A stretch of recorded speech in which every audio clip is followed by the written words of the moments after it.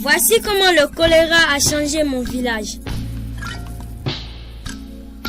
De petits germes de choléra invisibles se sont répandus dans la rivière.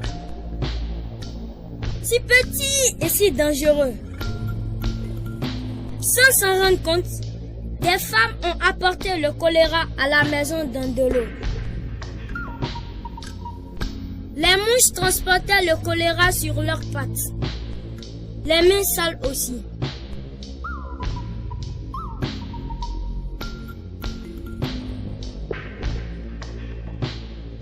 Nous avalions les germes du choléra dans notre eau, dans notre alimentation et sur nos doigts.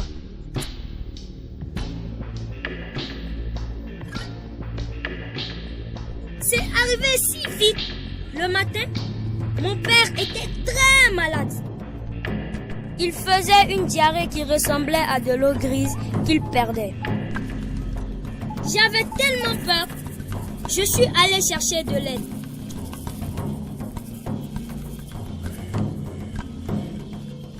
Je n'ai jamais été si vite à vélo. D'un coup d'œil, l'infirmière a su que c'était le choléra. Il avait besoin de fluide en urgence. Elle n'avait pas de SRO et nous avons préparé une boisson spéciale. Nous avons rendu l'eau potable en la filtrant sur un tissu et en la faisant bouillir 1 minute. Nous y avons mélangé une demi-cuillerée à café de sel et 6 cuillerées à café de sucre par litre. Cela avait un goût de larmes pas trop salé.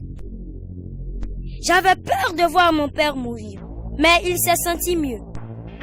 L'infirmière m'a expliqué que tous ceux qui avalent les germes du choléra ne tombent pas malades, mais qu'ils peuvent transmettre la maladie. Maintenant, je devais apporter de l'eau potable aux villageois et leur apprendre à se protéger du choléra. J'ai vu une fille porter de l'eau. J'ai dit qu'elle pouvait rendre l'eau potable en y ajoutant des gouttes de chlore et en attendant 1 demi-heure.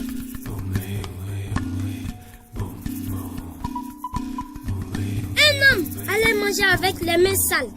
Je lui ai dit de toujours se laver les mains au savon et à l'eau propre après avoir été aux toilettes. Ce n'est qu'avec les mains propres qu'on peut manger en sécurité. J'ai vu des villageois propager le choléra dans notre rivière. Je leur ai dit que nous devions creuser des latrines loin de la rivière à au moins 30 mètres. C'était important pour garder notre village propre. J'ai vu une mère préparer des aliments.